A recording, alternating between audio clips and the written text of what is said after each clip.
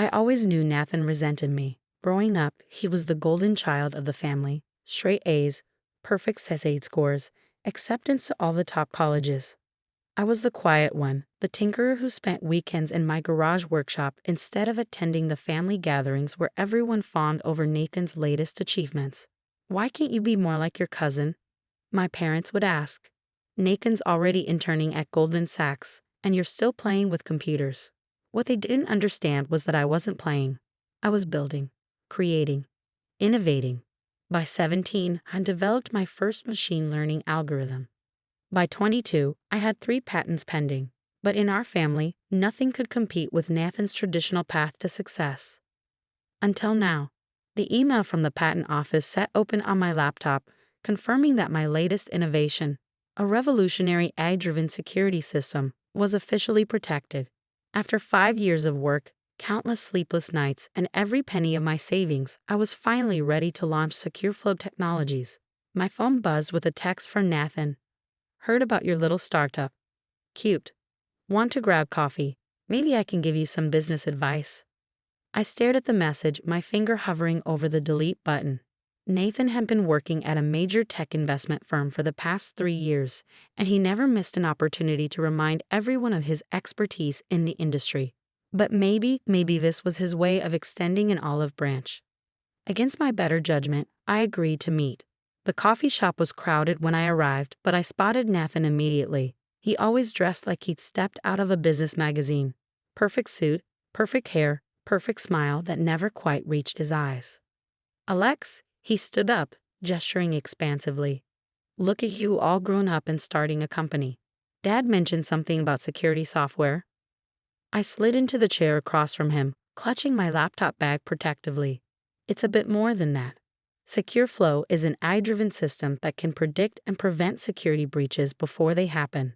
The algorithm learns from—" Yes, he cut me off, waving his hand dismissively. "Very interesting. But Alex, be realistic. The security software market is dominated by major players. What makes you think a small startup could compete?" I pulled out my laptop, turning it to show him the prototype interface. "Because none of them have this. Look at the response time, the learning capability, the way it adapts to new threats in real time." For a moment, something flashed across Nathan's face, surprise, interest, before his expression settled back into its usual condescending smile. "Impressive for a hobby project," he said, taking a sip of his coffee, "but scaling something like this would take serious capital. Have you even thought about funding, market strategy, distribution channels?" "Actually, yes. I pulled out my business plan, the one I'd spent months perfecting. I've already had preliminary discussions with several venture capital firms. The early feedback has been very positive." Nathan's smile tightened slightly. "Oh, anyone I might know?" Quantum Ventures expressed interest, and Innovation Partners. Innovation Partners. Nathan sat up straighter. "Marshall Davis's firm?" I nodded, trying not to show my satisfaction at his reaction. Marshall Davis was a legend in the tech investment world, and though Nathan didn't know it yet, he was scheduled to see my full presentation next week. "Look, Alex," Nathan leaned forward, his voice taking on what he probably thought was a kindly tone. "Why don't you let me help? My firm specializes in emerging tech. We could acquire SecureFlow, develop it properly. You'd get a nice payout, maybe a consulting position." "I'm not looking to sell," I said firmly. "This is my company, my vision." "Don't be naive," he scoffed. "You really think you can run a tech company? You don't have the experience, the connections." "I have the technology," I countered. "Everything else can be learned." Nathan sat back, studying me with narrowed eyes. "At least let me see the full technical documentation. Maybe I can offer some suggestions before you embarrass yourself in front of serious investors." "The technical details are confidential," I said, closing my laptop. "But thanks for the coffee." As I stood to leave, Nathan called after me. "You're making a mistake, Alex. You're not cut out for this world. Stick to small projects in your garage where you can't get hurt." I should have listened to my instincts, should have recognized the dangerous glint in his eyes. But I was too focused on my upcoming meetings, too busy preparing for SecureFlow's launch. 1 week later, everything fell apart. The email from Innovation Partners arrived at 3 a.m. due to concerns about the originality and ownership of your core technology. We are canceling tomorrow's meeting. Evidence has been presented suggesting that SecureFlow's key innovations may be derived from existing patents. My hands shook as I opened the attached document, a detailed technical analysis comparing SecureFlow's architecture to a supposedly pre-existing system. A system that had been filed for patent protection just 2 days ago by a company where Nathan was a senior investment manager. I spent the next hour frantically checking other patent filings, my heart sinking with each discovery. Somehow, someone had accessed my technical documentation and filed patents for similar systems across multiple jurisdictions. SecureFlow's unique innovations were now buried under a web of competing claims. My phone started ringing. Other investors canceling meetings, partners pulling out of agreements, potential clients distancing themselves from the controversy. Then came Nathan's text. "Try to warn you, cousin. This is a big boy's game. Better luck next time." I sat in my dark office, surrounded by 5 years of work that had been stolen in a matter of days, and felt something inside me break. Not in despair, but in anger. Because Nathan had made one crucial mistake. He'd assumed I'd kept all my technical documentation in standard files, the kind his corporate hackers could easily access. He didn't know about my real development servers, the ones with timestamp commits going back years. He didn't know about the blockchain records I created, proving the evolution of my work long before his company's suspicious patent filings. And he definitely didn't know about the backup drive I'd given to Marshall Davis personally 3 months ago, long before I ever mentioned Innovation Partners to Nathan. I pulled out my phone and dialed a number I'd been saving for an emergency. "Marshall? It's Alex Chen. Remember that situation we discussed? The one you said might come up with certain aggressive competitors? It's happening, and I can prove it." Marshall's response was immediate. "Send me everything." "And Alex, the invitation to present at next week's industry showcase still stands. I think you'll find the audience very interested in what you have to share." I smiled grimly as I began gathering my evidence. Nathan thought he was playing a game of corporate theft. He was about to learn he'd walked into a trap, one that would expose not just this betrayal, but years of similar schemes his firm had perpetrated against other startups. Little did he know, his perfect reputation was about to crumble in front of the entire tech industry. And this time, everyone would be paying attention to the quiet cousin who worked in their garage. The Silicon Valley Tech Showcase was the industry's most prestigious annual event. CEOs, venture capitalists, and tech journalists packed the convention center, all eager to spot the next big innovation. I stood backstage, watching Nathan prepare for his presentation. He looked perfectly confident, of course. Why wouldn't he be? He thought he'd stolen my technology, buried my startup under fraudulent patent claims, and was about to present his company's groundbreaking security system to the tech world's elite. What he didn't know was that Marshall Davis had spent the past week building an airtight case against him and his firm. Every stolen innovation, every buried startup, every scheme they used to rob entrepreneurs of their work, all documented and verified. My phone buzzed with a text from Marshall. "Ready when you are. Legal team standing by." I took a deep breath, thinking about all the times Nathan had belittled my work, all the family gatherings where he dismissed my achievements. This wasn't just about revenge. This was about justice, not just for me, but for every innovator his firm had crushed. Nathan stepped onto the stage to enthusiastic applause. The giant screens behind him lit up with his company's logo as he launched into his well-rehearsed pitch. "Ladies and gentlemen," he began, smooth as ever, "today we're unveiling a revolutionary advancement in cybersecurity. Our AI-driven system can predict and prevent security breaches before they happen." I watched the audience lean forward, captivated by his presentation. Nathan had always been good at this part, the show, the performance, the perfect corporate pitch. "The core of our innovation lies in our proprietary machine learning algorithm," he continued, bringing up technical diagrams that I knew intimately, because I created them. "Our team has developed a unique approach to threat detection." That was my cue. I stepped out from behind the curtain, laptop in hand. "Interesting algorithm," I said, my voice carrying clearly through the auditorium. "Would you mind explaining how the neural network architecture handles adaptive threat response?" Nathan's perfect smile faltered for just a moment. "That's proprietary information." "Really? I connected my laptop to the presentation system, and new windows appeared on the giant screens. Because I can explain it perfectly. After all, I wrote it. The audience murmured as my development logs appeared. Years of work, thousands of commits, all timestamped and blockchain verified. You see, I continued, advancing through the displays. What's fascinating about this proprietary system is that its entire development history exists on my servers. Every iteration, every improvement, every breakthrough, all documented years before your company's suspicious patent filings last week. Nathan's face had gone pale. Alex, this isn't the place. Oh, I think this is exactly the place. I turned to the audience. My name is Alex Chen. That revolutionary security system, it's called Secure Flow. It's my creation, developed over 5 years, with 3 legitimate patents granted last month. What you're seeing today is corporate theft on a massive scale. The room erupted in chaos. Journalists were furiously taking notes, investors were whispering among themselves, and security personnel were moving toward the stage. But I wasn't done. Marshall? I called out, would you like to share what your investigation uncovered? Marshall Davis stood up in the front row. My firm has documented 17 similar cases in the past 3 years. Promising startups approached by Nathan's firm, their intellectual property mysteriously appearing in competitor patents days later. A pattern of systematic theft that ends today. Nathan lunged for the microphone. These are baseless accusations. We have legal documentation. Fraudulent documentation. I cut in, bringing up more displays.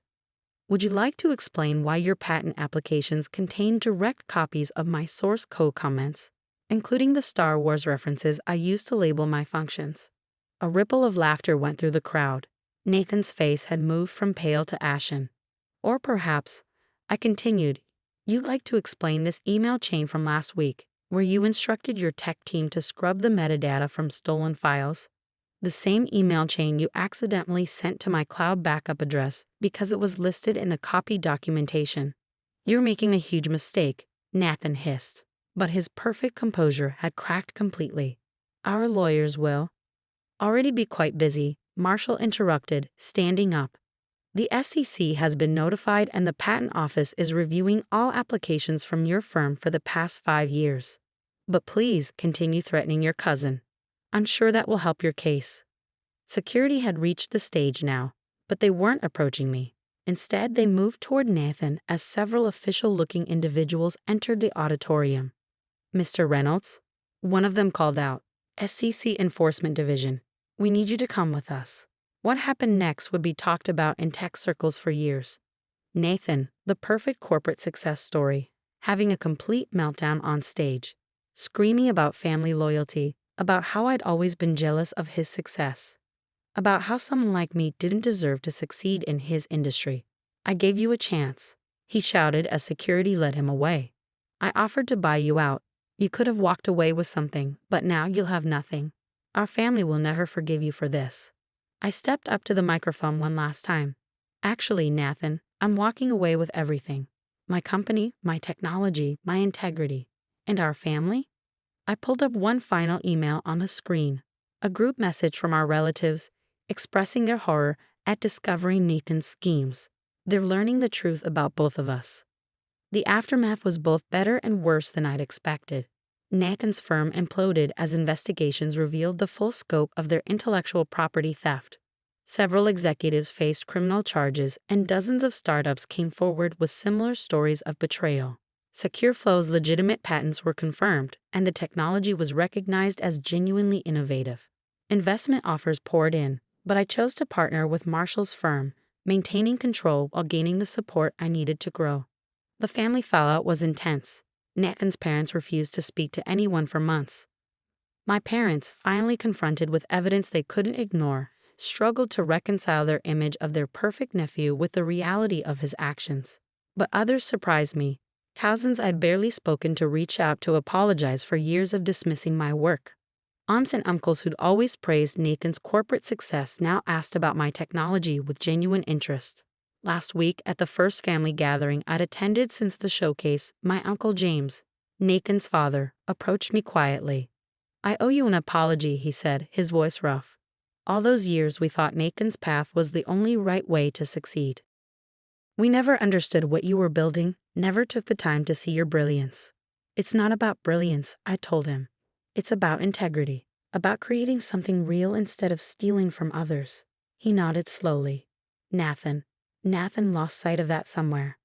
Got so caught up in appearing successful that he forgot about being worthy of success. That conversation sparked a larger one within the family about values, about different paths to achievement, about supporting each other's genuine efforts instead of just chasing status. Yesterday, I received an unexpected delivery at my office. Now a proper corporate headquarters instead of a garage workshop. It was my old robotics kit from high school, the one I'd used to build my first prototype. The note attached read, "Found this in the attic. Thought it belonged with someone who knows how to build something real. Love, Mom and Dad." I placed it on my desk, next to the framed copy of SecureFlow's legitimate patents and a recent magazine cover featuring our technology. A reminder that success isn't about following someone else's path or meeting others' expectations. It's about staying true to your vision, protecting your integrity, and sometimes standing up to those who would steal what you've built, even if they're family. Especially if they're family. Nathan's trial starts next month. Some relatives think I should show mercy, ask for leniency. But real family loyalty isn't about protecting wrongdoing. It's about upholding principles that make us worthy of being called a family. Besides, as I told the SEC investigators, the evidence speaks for itself. Just like my code, my comments, my years of documented work. In the end, that's what matters in both technology and life. Not the story you tell about who you are, but the proof of what you've actually built. I'm busy building something new now, expanding SecureFlow's capabilities into exciting areas. And this time, when I present at the Tech Showcase next month, I won't be watching from backstage. I'll be center stage, sharing innovations that are truly mine, surrounded by people who value creation over theft, substance over appearance, and genuine achievement over stolen glory. Sometimes the quietest person in the family has the loudest truth to tell. It just takes the right moment and the right evidence to make everyone listen. I'm getting married. My sister Melissa's voice echoed through the phone, high-pitched with excitement. I clutched my coffee mug tighter, forcing enthusiasm into my voice. That's wonderful. Congratulations. Josh proposed last night at Le Cirque. It was perfect. Down on one knee, champagne, the whole works. Mom's already talking about booking the plaza for next spring. Of course she was. Our mother had been planning Melissa's eventual wedding since she was in kindergarten. The fact that Josh Parker was the groom was just icing on the carefully selected, astronomically expensive cake. Josh Parker, my ex-boyfriend. The man I dated for 2 years in college before he mysteriously broke things off, only to start dating my sister 3 months later. I'm so happy for you both, I lied, watching my reflection in the kitchen window. At 32, I still got carded at bars and mistaken for a college student. Melissa called it my curse. Being the pretty sister while she was the smart one. As if you couldn't be both. So about the wedding, Melissa continued, her tone shifting slightly. I've been thinking about the bridal party. Here it comes, I thought. I just don't think it would be appropriate for you to be a bridesmaid, Sophie. Even though I'd expected it, the words still stung. Oh? It's just, you know how you are. How you affect things. Every time we go anywhere together, all eyes are on you. I can't have that at my wedding. This is my day. I thought about pointing out that I'd never tried to steal her spotlight, that I dressed conservatively, wore minimal makeup, and generally did everything possible to fade into the background at family events. But what was the point? This narrative had been set in stone since we were children. I understand, I said quietly. Don't be dramatic, Sophie. You can still come to the wedding, of course. Just not as part of the bridal party. And maybe wear something muted. Navy or brown would be good. I made non-committal noises until she hung up, then sat at my kitchen counter, staring at nothing. My cat, Oscar, jumped up and head-butted my arm, demanding attention. At least you love me regardless of how I look, I murmured, scratching behind his ears.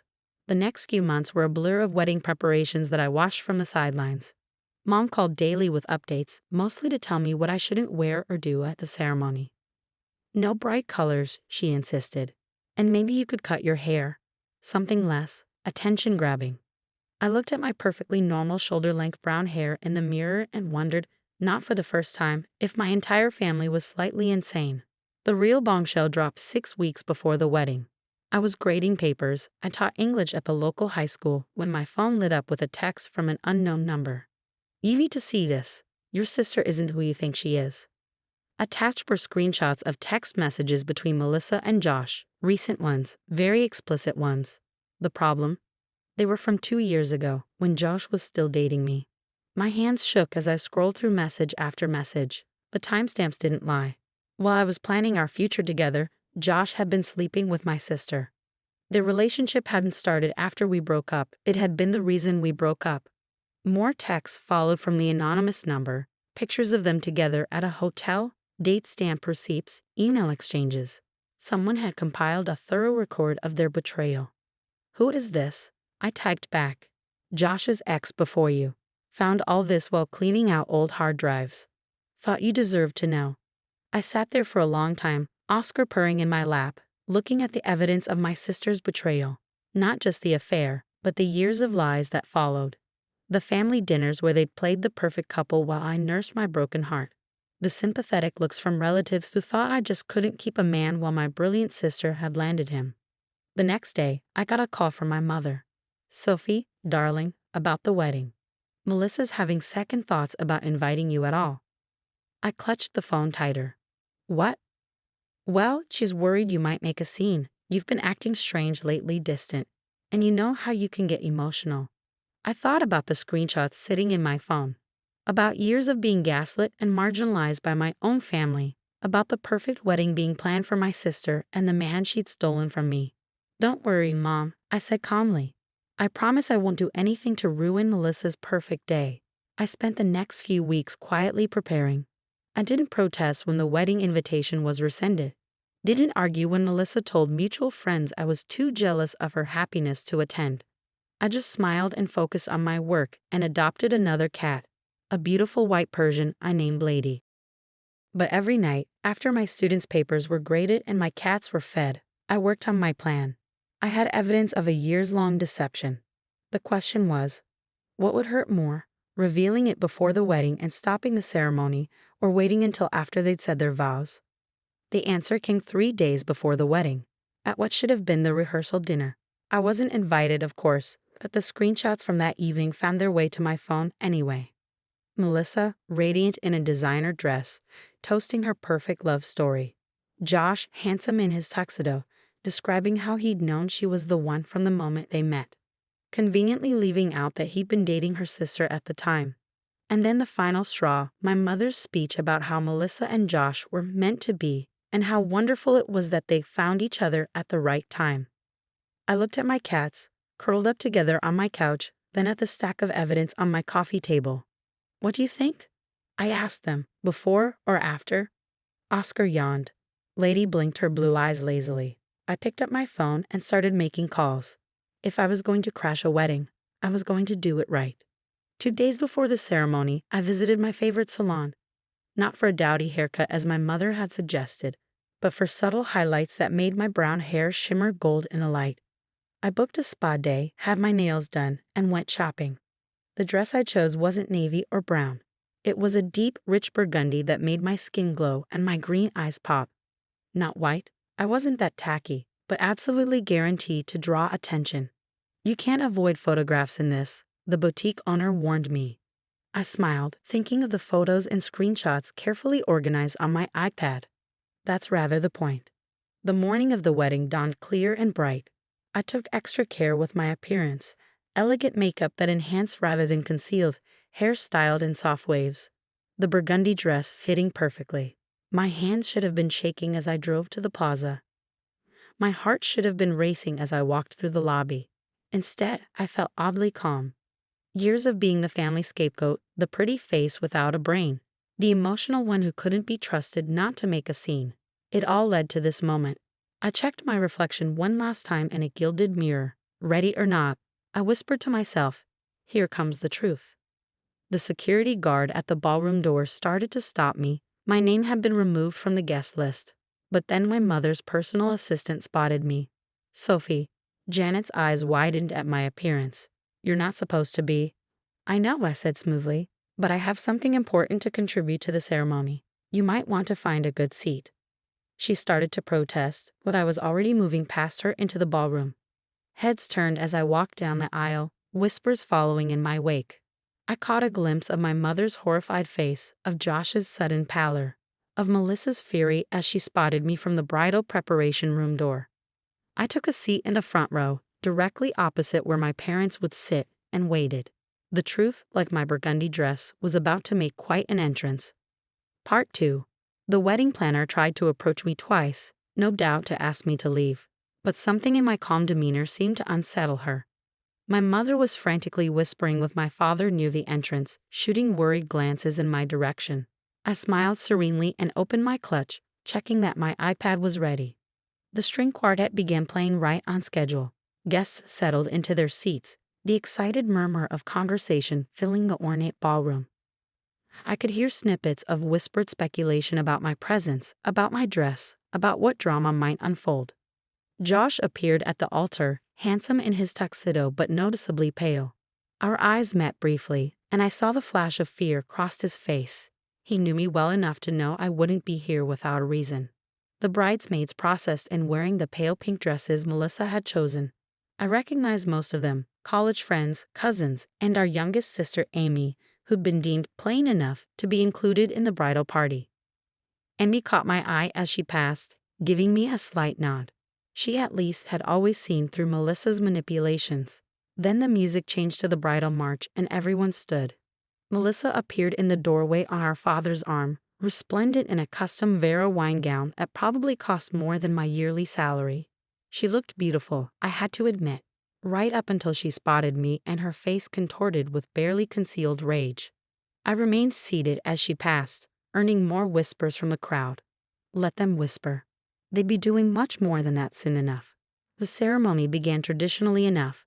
The officiant spoke about love and commitment, about honesty and trust. Each word seemed to hang in the air like an accusation.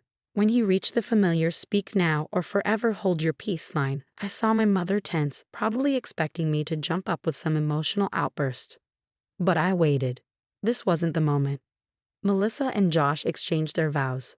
Beautiful, heartfelt promises of faithfulness and devotion that made me want to laugh at the irony. They exchanged rings. They were pronounced husband and wife. It was only after their first kiss as a married couple, as they turned to face their guests with triumphant smiles, that I stood up. "I'd like to offer my congratulations," I said clearly, my voice carrying in the sudden silence. "And I have a special presentation for the happy couple." Before anyone could stop me, I pulled out my iPad and connected it to the ballroom's professional AV system, courtesy of a very helpful tech I'd befriended during my preparation. The giant screens meant for displaying wedding photos flickered to life. "Sophie, don't you dare," Melissa started, but it was too late. The first screenshot appeared. A text conversation between her and Josh from exactly 3 years ago. The timestamp was clearly visible. "Josh, miss you already. Last night was amazing, Melissa. We have to be careful. Sophie suspects something. Josh, I'll break up with her soon. Just need to find the right moment. Melissa, make it believable. We can't start dating too quickly after." The crowd gasped. I clicked to the next image. Photos of them together at a hotel, dated 2 weeks before Josh broke up with me. Then email exchanges. Hotel receipts. A 2-year trail of deception laid bare. Since the bride and groom chose to rewrite their love story, I said into the shocked silence, I thought everyone should know the original version. How they really found each other, while Josh was still dating me. Chaos erupted. Melissa was screaming something about security, but her voice was drowned out by the reactions of their guests. Josh's parents, who had never quite warmed to Melissa, were on their feet demanding explanations.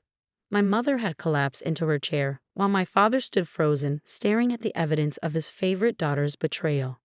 "You crazy bitch," Melissa shrieked, starting toward me with her bouquet raised like a weapon. "You're just jealous. You've always been jealous."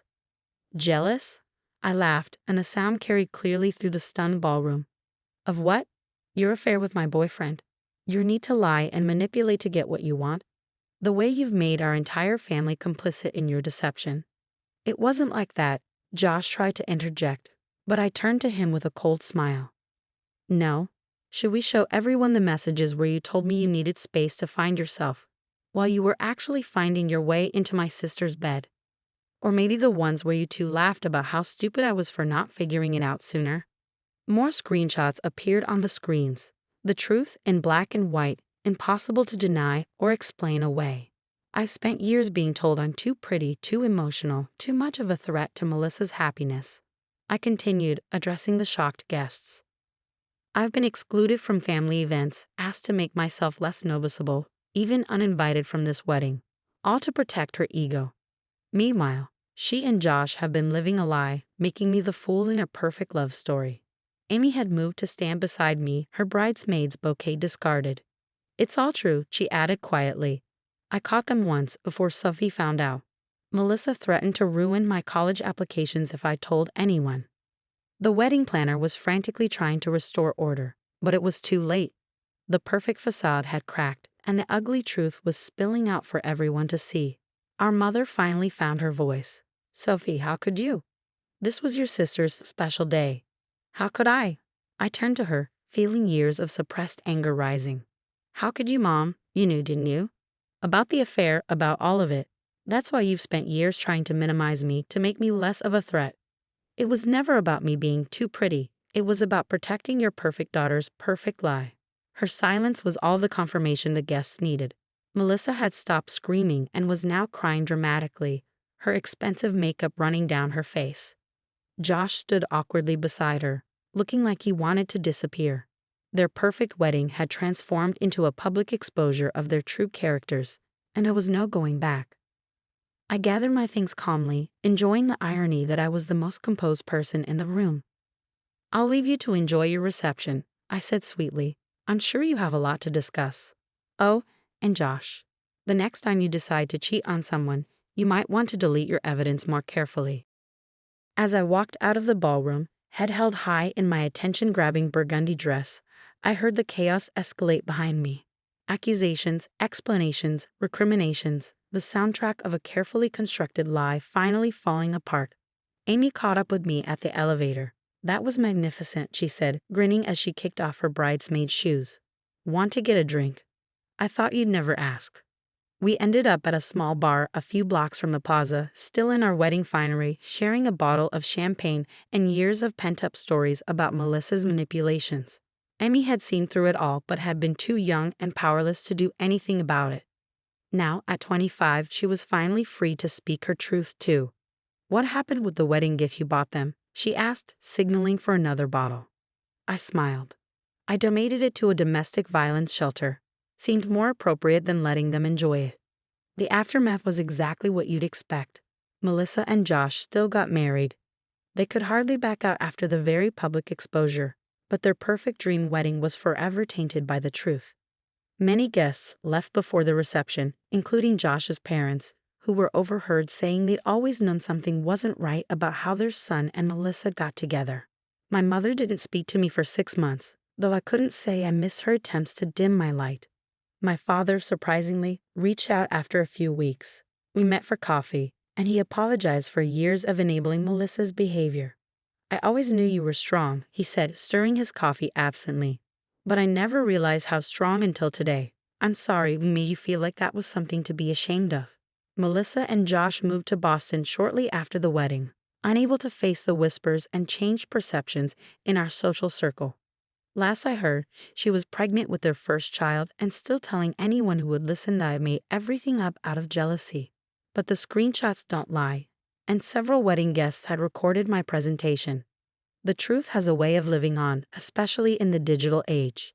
Amy moved in with me temporarily after the wedding, finally breaking free from our mother's manipulative influence. We'd adopted a third cat, a scrappy rescue we named Truth, and started building the kind of honest, supportive relationship sisters should have. As for me, I'm still teaching English, still getting carded at bars, and still refusing to dim my light for anyone. My students sometimes ask why I smile when they're reading The Picture of Dorian Gray or studying themes of appearance versus reality in literature. If they only knew. Last week, I received an invitation to my cousin Kate's wedding. The note attached read, "Please wear whatever you want, the brighter the better." Some of us have learned from Melissa's mistake. I'm thinking of wearing red.